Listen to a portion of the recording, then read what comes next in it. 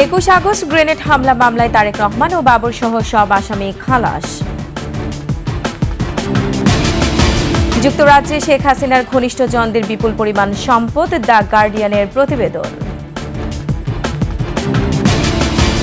এবং Cox's Bazar Saint Martin নৌরুটে পর্যটকবাহী জাহাজ চলাচল শুরু।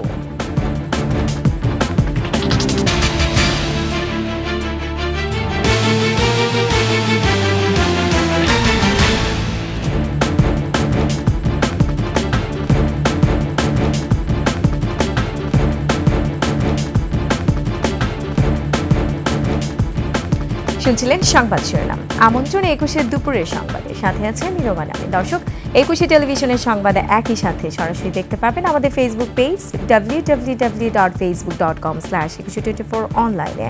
এছাড়া সাবস্ক্রাইব করতে পারেন www.youtube.com/21etv চ্যানেলে।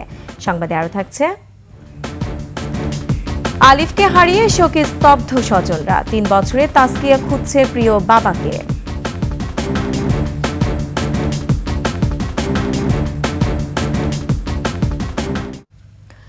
21 আগস্ট গ্রেনেড হামলা মামলায় খালাস পেলেন বিএনপির ভারপ্রাপ্ত চেয়ারম্যান তারেক রহমান ও সাবেক স্বরাষ্ট্র প্রতিমন্ত্রী লুৎফুজ্জামান বাবর।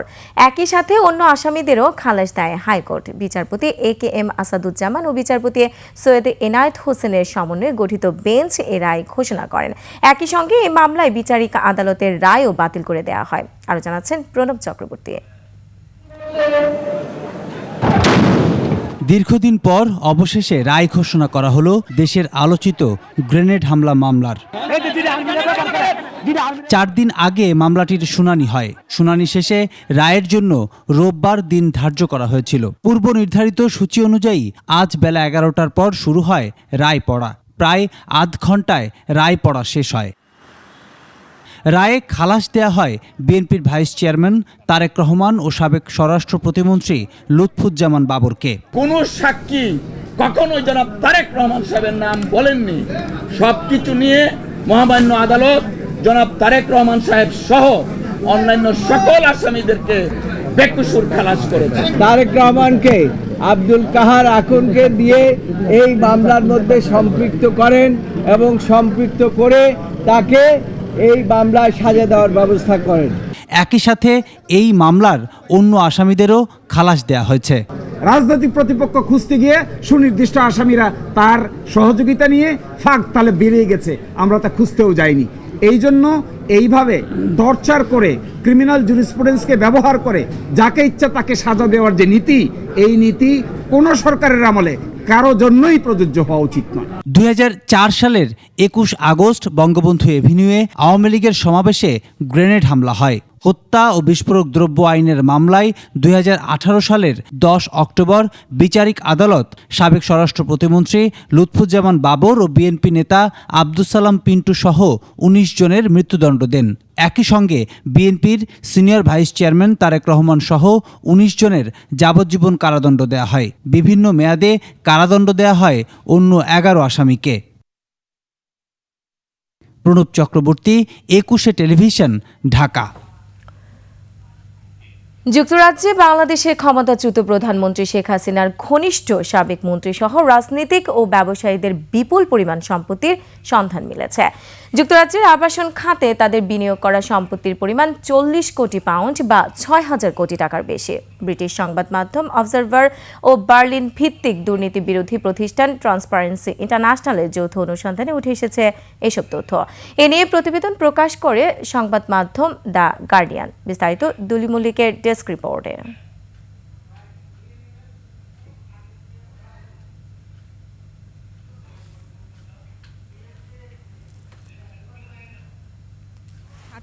বিলাসবহুল অ্যাপার্টমেন্টের মালিক শেখ হাসিনার ঘনিষ্ঠ সাবেক বেসরকারি শিল্প ও বিনিয়োগ বিষয়ক উপদেষ্টা সালমান এফ রহমানের পরিবার।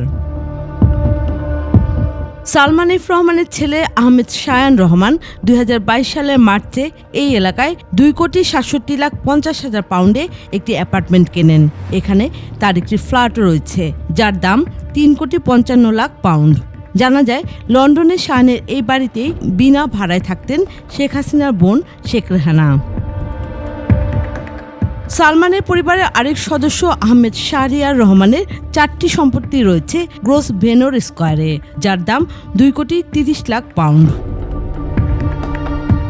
যুক্তরাজ্যে সালমান পরিবারের এসব সম্পত্তির তথ্য বের হয়ে আসে অবজারভার ও ট্রান্সপারেন্সি ইন্টারন্যাশনালের যৌথ অনুসন্ধানে, আর এ নিয়ে প্রতিবেদন প্রকাশ করে সংবাদ মাধ্যম দ্য গার্ডিয়ান। এতে বলা হয় এসব সম্পত্তি কেনা হয়েছে ব্রিটিশ ভার্জিনিয়া আইল্যান্ডসের মতো অফশোর কোম্পানির মাধ্যমে। অভিযোগ রয়েছে বাংলাদেশ থেকে পাচার করা অর্থ দিয়ে এসব সম্পত্তি কেনেন তারা। প্রতিবেদনে শুধু সালমান এফ রহমান নয়, বসুন্ধরা গ্রুপের চেয়ারম্যান আহমেদ আকবর সোবহান, সাবেক ভূমিমন্ত্রী সাইফুজ্জামান চৌধুরী, নাসা গ্রুপের চেয়ারম্যান নজরুল ইসলাম মজুমদার ও তার পরিবারের সদস্যদের এমন অনেক সম্পত্তির তথ্য উঠে আসে। অনুসন্ধান বলছে যুক্তরাজ্যে হাসিনা ঘনিষ্ঠ ব্যক্তিদের নামে প্রায় 350টি সম্পত্তির সন্ধান মিলেছে। এর মধ্যে ফ্ল্যাট থেকে শুরু করে সুবিশাল অট্টালিকা পর্যন্ত রয়েছে। যুক্তরাজ্যের ভূমি নিবন্ধন কর্তৃপক্ষের তথ্য অনুযায়ী দেশটিতে সাবেক ভূমিমন্ত্রী সাইফুজ্জামান চৌধুরী ও তার পরিবারের সম্পদ 300টিরও বেশি, যার দাম অন্তত 16 কোটি পাউন্ড। আর দুপাশে গাছ ঘেরা রাস্তার ফরাসি ধাঁচের এমন প্রাসাদের মালিক বসুন্ধরা গ্রুপের চেয়ারম্যান আহমদ আকবর সোবহানের পরিবার। লন্ডনের কেনসিংটনেও এমন বিশাল অট্টালিকার মালিক আকবর সোবহানের ছেলে সাফওয়ান সোবহান। যুক্তরাজ্যে আকবর সোবহানের পরিবারের 7 সদস্যের 1,30,00,000 পাউন্ডের 2টি সম্পত্তি রয়েছে। নাসা গ্রুপের চেয়ারম্যান নজরুল মজুমদার ও তার পরিবারের লন্ডনের কেনসিংটনে অন্তত 5টি বিলাসবহুল বাড়ি রয়েছে, যার দাম 3,80,00,000 পাউন্ড।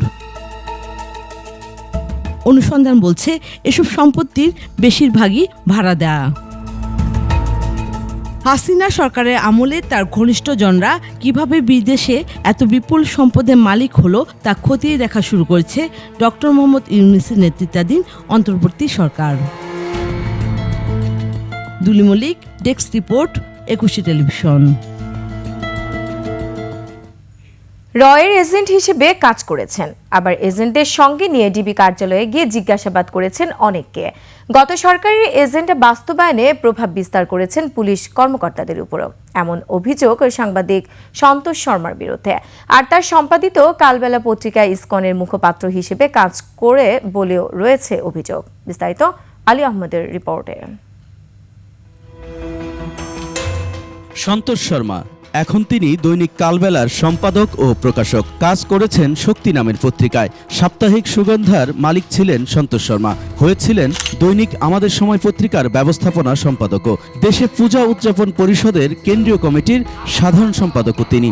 ভারতের প্রধানমন্ত্রী নরেন্দ্র মোদীর সাথে ঘনিষ্ঠতার সংবাদ প্রকাশ করে তার নিজের পত্রিকাতেই। পেশাগত এসব পরিচয়ের আড়ালে সম্প্রতি বেরিয়ে আসছে ভয়ঙ্কর তথ্য। সন্তোষ কিন্তু দুটো ট্রাম্প কার্ড সে ইউজ করে, একটা সাংবাদিকতার, আরটা হলো সম্পর্ক। সে বাংলাদেশ পূজা উদযাপন পরিষদের সাধারণ সম্পাদক। হেফাজতে ইসলামের যুগ্ম মহাসচিব মুফতি হারুন ইজহার চৌধুরীর দাবি, ভারতীয় গোয়েন্দা সংস্থা র এর এজেন্ট সন্তোষ শর্মা।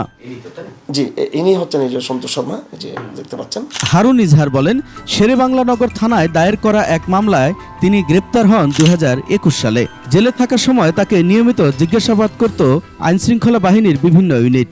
সিটিটিসির কার্যালয়ে পুলিশের জিজ্ঞাসাবাদের সময় তিনি মুখোমুখি হন সন্তোষ শর্মারও। আমি বললাম যে আমি চোখ বাঁধা অবস্থায়, আপনাদের হ্যান্ডকাপ পরা চোখ বাঁধা, আমি আপনাদের কোনো হেল্প করতে পারবো না, আমি আই ফিল নার্ভাস। তো একটা পর্যায়ে তারা আমার চোখটা খুলে দেয়। আমাকে সন্তোষ বলতেছে যে আমি এই মানবাধিকার সংস্থার পক্ষ থেকে এসেছি, আর এই ভদ্রলোক শ্রীলঙ্কা থেকে এসেছেন, তিনিও মানবাধিকার সংস্থার একজন বড় দায়িত্বশীল, তিনি আপনাকে কিছু জিজ্ঞেস করবেন, তো আপনি সত্য কথা বলার চেষ্টা করবেন। সন্তোষ নিজে জিজ্ঞাসা শুরু করলো, আপনি আফগানিস্তানে কয়েকবার গিয়েছেন? আমি বললাম, আমি আফগানিস্তান যাবো কি জন্য? সে তখন আমাকে বলছে, আপনি মিথ্যা কথা বলতেছেন। সে আমাকে ধমক দিচ্ছে এবং বলতেছে, আপনি যদি সত্য কথা না বলেন আপনার কিন্তু অসুবিধা হবে। তার দাবি, সন্তোষ শর্মার সাথে ছিল একজন যিনি নিজেকে শ্রীলঙ্কান বলে পরিচয় দিল, তিনি আসলে ছিলেন ভারতীয়। পার্শ্ববর্তী বসা লোকটা যে আসলে এই বাংলাদেশস্থ ভারতীয় দূতাবাসের, উনি একজন বড় কর্মকর্তা, সম্ভবত তিনি, ওনাকে বলা হয় এডুকেশন মিনিস্টার, এবং গোয়েন্দা ভাষায় যেটাকে বলা হয় হয়তো এই স্টেশন ম্যানেজার বাংলাদেশের, এবং তার নামটাও আমি সম্ভবত পেয়েছি, সেটা হলো ডক্টর নিদিচি। এবং প্রায় 4 ঘন্টাব্যাপী আমাদের ইন্টারোগেশনটা চলে আমার। বিদেশি ভদ্রলোক আমাকে প্রথম জিজ্ঞেস করলেন পাকিস্তান এমবেসি সে কোন ইহা আতা হয়। অনেকের প্রোফাইল তারা দেখাতো, শত প্রোফাইল তাদের এদের আমাদের অন্যান্য মুসলিম ভাইদের। তো এইসব তথ্যগুলো ইন্ডিয়ান কর্মকর্তারা এসে নিয়মিত সিটিডিসি রুম ওখান থেকে তারা নিয়ে যেতেন, এবং আমি মনে করি ডিবিতেও এটা হতো কাজটা, এবং তদারকির সময় র্যাবের যে অফিস ইউনিটগুলো ছিল সেম এই কাজগুলো হতো। অর্থাৎ দেশের জনগণের নাগরিকদের এই তথ্যগুলো বিদেশিরা নিয়ে যেত। যখন জিজ্ঞাসাবাদ করতেছে বাংলাদেশের একজন ডিসি একজন এডিসি, তারা একেবারে শ্রোতার মতো নিরীহ লোকের মতো তারা তাকিয়ে আছে। তারা এখানে ডিসি আব্দুল মান্নান বসা, সামনে ডিসি ইমরান বসা, মনে হচ্ছে যেন যারা বিদেশ থেকে আসছেন উনি big boss, he is big boss, আর এনারা হলেন চাকর বাকর। র এর এজেন্ট সহ সন্তোষ শর্মা তাকে জিজ্ঞাসাবাদ করেই ক্ষান্ত হননি। পুলিশ কর্তাদের টাকা দিয়েও জিজ্ঞাসাবাদ অব্যাহত রাখেন। এইভাবে একটা খাম, মোটা একটা খাম, সেখানে অবশ্যই খামের ভিতর তো কি ছিল বুঝতেছেন, এটা একটা খাম ধরে দিল, ডিসি আব্দুল মান্নানের হাতে ধরে দিল, খামটা রাখলো, এবং তারা একটু করে বিব্রত হয়ে আবার হাসি দিল সে, এবং একটা এরকম লিস্টি দিলেন তার কাগজের একটু বড়। রাত্রে 1টা-2টার দিকে আমাকে ঘুম থেকে ডেকে টর্চার রুমে ঢোকানো হয়। আমি একজন এডিসির নাম এডিসি তৌহিদ, সম্ভবত এডিসি আতিক, এডিসি তৌহিদ, এর দাঁড়িয়েও আছে। সে আমাকে অনেক নির্যাতন করেছে, অনেক বেশি আমার উপর সে প্রেশার সে তৈরি করেছিল, এবং আমাকে বলছে মিথ্যা স্বীকারোক্তি দেওয়ার জন্য। তো রাত 2টা বাজে নিয়ে ওই কাগজটা নিয়ে, যে কাগজটাকে আমি দেখলাম যে তাদের কাছে ছিল, তখন সেটা সেম কাগজ বের করে আমাকে জিজ্ঞাসাবাদ শুরু করলো। এমন অভিযোগ আছে আরো।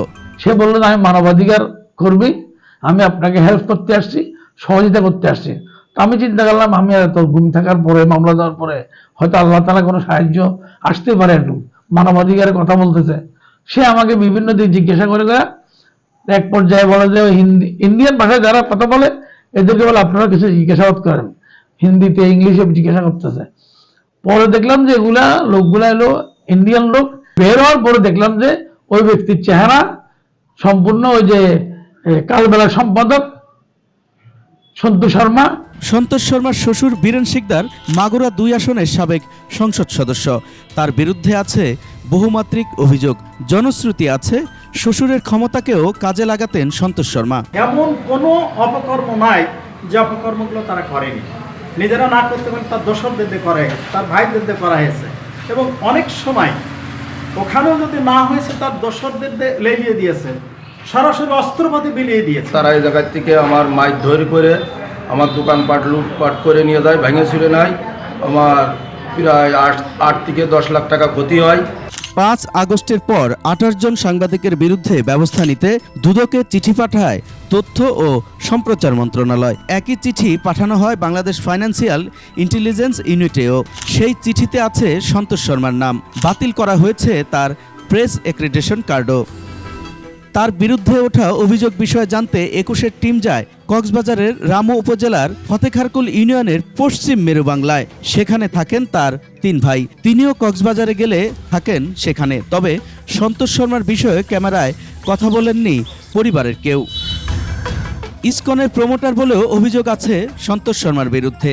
তার পত্রিকা ইসকনের যে কোনো প্রোগ্রামকে ব্যাপক কাভারেজ দেন, তৈরি করেন ভিডিও স্টোরি, আর পূজা উদযাপন পরিষদের সাধারণ সম্পাদকের পদকে ঢাল হিসেবে ব্যবহার করেন। তার পত্রিকা কালবেলায় পাশের একটি দেশের গোয়েন্দা সংস্থার বিনিয়োগ আছে বলেও অভিযোগ রয়েছে। সন্তোষ শর্মা রয়ের এজেন্ট, এটা তার বলতে বাকি নেই। এসব অভিযোগের তদন্ত করে ব্যবস্থা নেয়ার দাবি হিন্দু মহাজোটের মহাসচিবের। এই ব্যাপারে সরকারের গোয়েন্দা বিভাগ আছে, তারা এটা তদন্ত করে তার যদি সম্পৃক্ততা পায় অবশ্যই তার বিরুদ্ধে ব্যবস্থা নেওয়া উচিত। বৈষম্য বিরোধী ছাত্র আন্দোলনে তোপের মুখে আওয়ামী লীগ সরকারের পতন হয় 5 আগস্ট। বিক্ষোভ দমনে গুলি ছুড়তে নির্দেশ দেয়া ঊর্ধ্বতন পুলিশ কর্মকর্তাদের একজন হলেন ঢাকা মহানগর গোয়েন্দা পুলিশের সাবেক অতিরিক্ত কমিশনার হারুনুর রশিদ। ভাতের হোটেলের হারুন বা ডিবি হারুন নামে পরিচিত পাওয়া হারুনুর রশিদের সাথে সন্তোষ শর্মার আছে বিশেষ সম্পর্ক। প্রতারণার ফাঁদ হিসাবে হারুনের ভাতের হোটেল ব্যবহার করতেন সন্তোষ শর্মা। 5 আগস্ট শেখ হাসিনার পতন হলেও হারুনের সাথে সন্তোষ শর্মার সম্পর্ক এখনও বজায় আছে। পলাতক ডিবি হারুন কোনো গণমাধ্যমের সাথে কথা না বললেও সন্তোষ শর্মা সম্পাদিত দৈনিক কালবেলার সাথে কথা বলেছেন, জানিয়েছেন তিনি দেশে আছেন। আটক বা দেশ ছাড়ার যেসব খবর ছড়িয়েছে তা সত্য নয়। মঙ্গলবার কালবেলাকে এই তথ্য জানিয়েছেন তিনি নিজেই। এসব বিষয়ে জানতে বারবার সন্তোষ শর্মার সঙ্গে যোগাযোগ করা হলেও তিনি কোনো বক্তব্য দেননি। সন্তোষের মধ্যে যদি অনুশোচনা আসে, সে প্রকাশ্যে জাতির উদ্দেশ্যে ক্ষমা চাক, আমরা ক্ষমা করবো তাকে, যে সরি, আমার পুরো জাতির কাছে আমি ক্ষমা চাচ্ছি, আমি ইন্ডিয়ান রয়ের দালাল ছিলাম, আমি এজেন্ট ছিলাম, আমি এটা চাপে পড়ে করছি বা যেভাবে হোক করছি, আমি এটা তাকে সরি বলতে হবে, পুরো জাতির উদ্দেশ্যে তাকে বলতে হবে সেটা। এখন দেখার বিষয় পুলিশ ও গোয়েন্দারা কি করেন। আলী আহমেদ, 21 টেলিভিশন, ঢাকা। অবশেষে কক্সবাজার সেন্ট মার্টিন নৌরুটে শুরু হয়েছে পর্যটকবাহী জাহাজ চলাচল। তবে এবারই প্রথমবারের মতো সরকারি নিয়ম অনুযায়ী নিবন্ধন প্রক্রিয়া শেষ করে পর্যটকদের যেতে হচ্ছে দেশের সবচেয়ে জনপ্রিয় এই পর্যটন স্পটে। তবে অনলাইন নিবন্ধন নিয়ে রয়েছে মিশ্র প্রতিক্রিয়া। দর্শক, কক্সবাজার প্রতিনিধি আব্দুল আজিজের তথ্য ও ছবিতে ডেস্ক রিপোর্ট। প্রবাল দ্বীপ সেন্ট মার্টিন, যার সৌন্দর্যে বিমোহিত ভ্রমণ পিপাসুরা। পরিবেশ প্রতিবেশ বিবেচনায় দ্বীপটিতে পর্যটক নিয়ন্ত্রণের নীতিমালার কারণে এবছর মৌসুম শুরুর বেশ কিছুদিন পরও চলাচল করেনি জাহাজ। অবশেষে কক্সবাজার শহরের নুনিয়ার ছড়ার বিআইডব্লিউটি ঘাট থেকে রোববার সকাল 10টার দিকে সেন্ট মার্টিনের উদ্দেশ্যে ছেড়ে গেছে 12 আউলিয়া নামের একটি জাহাজ। এর মধ্য দিয়ে সেন্ট মার্টিন নিয়ে তৈরি হওয়া ধোঁয়াশা কাটল। পর্যটন ব্যবসায়ীদের মাঝে ফিরেছে স্বস্তি, খুশি পর্যটকরাও। আমাদের আজকে চলে যাবার দিন ছিল, সেটা টিকিট ক্যান্সেল করে আমরা সেন্ট মার্টিনের উদ্দেশ্যে রওনা দিয়েছি। আমরা নিউ কাপল হানিমুনে আসছি, খুব ভালো লাগছে, যথেষ্ট সুন্দর। আর আমার ফার্স্ট টাইম যেহেতু যাত্রী করতেছি, আর আজকে যেহেতু ফার্স্ট টাইম ছাড়লো, যথেষ্ট ভালো ছিল। তবে নিবন্ধন প্রক্রিয়া নিয়ে রয়েছে অসন্তোষ, মিশ্র প্রতিক্রিয়া। আমার online ticket, travel pass online, সবকিছু অনলাইন, তারপর ওনাকে এখানে হয়রানি শিকার হতে হয়েছে। ব্যবস্থাটা করছে যে এখন আমাদেরকে অবশ্যই ট্রাভেল পাস নিতে হবে, এটা আসলে দেশের মধ্যে ভিসা নেওয়ার মতো অবস্থা হয়ে গেছে। প্রথম দিনে 653 জন যাত্রী নিয়ে জাহাজটি ছেড়ে যাওয়ার কথা জানিয়েছেন কক্সবাজারের জেলা প্রশাসক। সেন্ট মার্টিনের যে প্রাকৃতিক জীববৈচিত্র্য এবং যে অপরূপ যে সৌন্দর্য এবং যে সম্ভার, এটিকে রক্ষা করার জন্য পরিবেশ, বন এবং জলবায়ু পরিবর্তন মন্ত্রণালয় থেকে নানা ধরনের রুলস এবং নানা ধরনের প্রভিশনস দেওয়া হয়েছে, যেগুলো আসলে আমাদের সম্পদ সুরক্ষার জন্যই কার্যকর। সম্প্রতি নাফ নদীতে ডুবোচর জেগে ওঠায় নাব্য সংকট এবং মিয়ানমার সীমান্তে গোলাগুলির কারণে নিরাপত্তার অভাবে আপাতত টেকনাফ থেকে জাহাজ চলাচলের অনুমতি দেয়া হচ্ছে না। জাহাজ ছাড়বে কক্সবাজার থেকে। অক্টোবর থেকে মার্চ পর্যন্ত 6 মাস টেকনাফ সেন্ট মার্টিন ও কক্সবাজার সেন্ট মার্টিন নৌরুটে জাহাজ চলাচলের অনুমতি দেয়া হয়। বাকি 6 মাস সাগর উত্তাল থাকায় জাহাজ চলাচল বন্ধ রাখা হয়। আর এবছর থেকে পর্যটক নিয়ন্ত্রণে অ্যাপসের মাধ্যমে নিবন্ধন করে সেন্ট মার্টিন যাওয়ার নির্দেশনা দেয়া হয়। Masuma Lisa, desk report, 21 television. সংবাদ এই পর্যায়ে একটি বিরতি নিয়েছি, ফিরছে আরো খবর নিয়ে, সঙ্গেই থাকুন।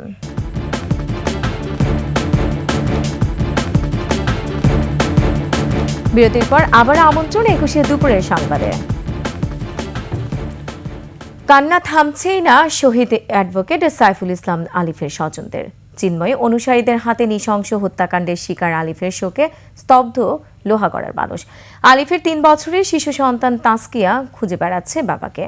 নির্মম এই হত্যাকাণ্ডের সাথে জড়িতদের দ্রুত বিচারের দাবি স্থানীয়দের। এমন নৃশংস হত্যাকাণ্ড আর কখনই দেখতে চান না তারা।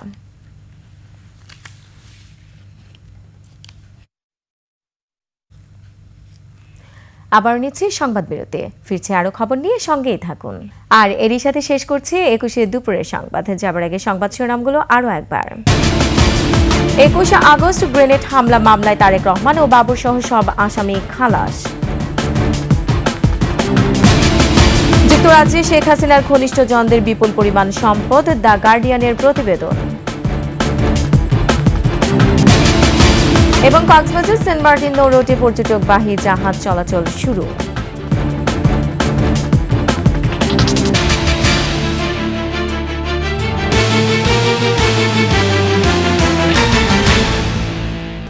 দর্শক, সর্বশেষ সংবাদ জানতে ডায়াল করুন 2021 নম্বর আর ভিজিট করে 21-tv.com এই ওয়েবসাইটে। ফেসবুকে ভিজিট করতে পারেন www.facebook.com/2124 অনলাইনে।